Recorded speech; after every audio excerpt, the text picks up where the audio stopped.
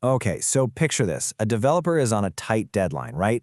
They need to whip up a proof of concept, and they need it fast. So what do? Exactly what a lot of us would do these days. They turn to an AI coding assistant. And the result? Well, It was a total home run. The code just worked. The demo went off without a hitch, and of course, everyone was blown away. I mean, the speed, the functionality, it looked like a massive win for AI. On the surface, everything was perfect. But then, there's always a but then, right?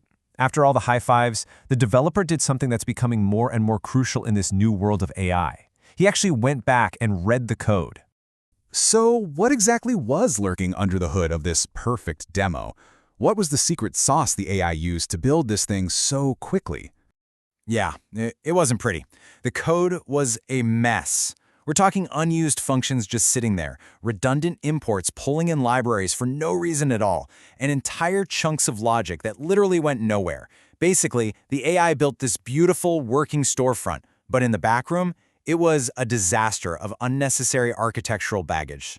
And this whole situation really shines a light on something the author calls the AI's invisible tax. It's this hidden cost, this new kind of technical debt that comes part and parcel with all this amazing speed we're getting from AI. And it's something we really need to wrap our heads around. So what are we actually talking about when we say AI's invisible debt? See, this isn't code that just crashes and burns. That would be easy to spot. No, this is the tricky stuff. It's code that runs, it passes the tests, but underneath it's hiding all these deep flaws. Maybe it won't scale, or it completely ignores some really important edge cases. It's the kind of code that becomes an absolute nightmare for whoever has to come along and try to change it later. There's a really great analogy for this.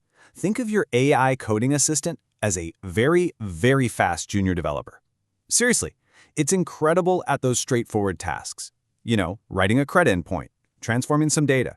But just like a junior dev, it doesn't have the big picture context, it can't really tackle complex architectural problems on its own, and the most important part, its work always, and I mean always, needs a review. Now, this invisible debt, it isn't always a five-alarm fire. The level of risk really depends on the type of project you're dropping this code into.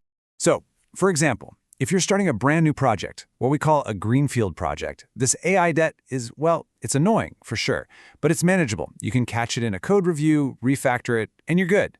But if you're working in a mature, complex code base, a brownfield project, oh boy, it is a huge risk. The author uses a great analogy. It's like trying to renovate your house and add a new room without ever checking the foundation. It might look fine for a little while, but you could be setting yourself up for a complete disaster down the line. Okay, so what's the takeaway here? Should we all just stop using AI tools? Absolutely not. That's not the point. The point is we just need to use them with our eyes wide open. And it really boils down to three simple practical principles. All right, here's the game plan for managing this risk. Rule number 1, and this is the big one, read the code. I mean, really read it. Don't just run it and call it a day. Understand what it's actually doing. Step 2, be extra cautious when you're working in a complex system. The more moving parts there are, the more likely it is that the AI is going to miss some crucial piece of context. And finally, number 3, treat AI code like a first draft. Always. You would never ship a junior developer's code without a review, right? Same principle applies here. And this brings us to the central irony of this whole thing, doesn't it? We're all jumping on these AI tools to move faster, to get that productivity boost. But if we're not paying attention, we could be creating the very technical debt that's going to slow us way down later on. And what makes this kind of debt so sneaky, so dangerous, is that we didn't write it ourselves. See, when you write code, you build a mental map of it, right? You kind of know where the weird parts are. But with AI-generated code, you don't have that map. That context is just gone. And that makes these hidden problems so much harder to spot. So I'll leave you with the same question the author asks at the end. Have you noticed this in your own work? Are you starting to see these kinds of patterns emerge? Because as these amazing tools become a bigger and bigger part of our daily jobs, this is a conversation we all need to be having.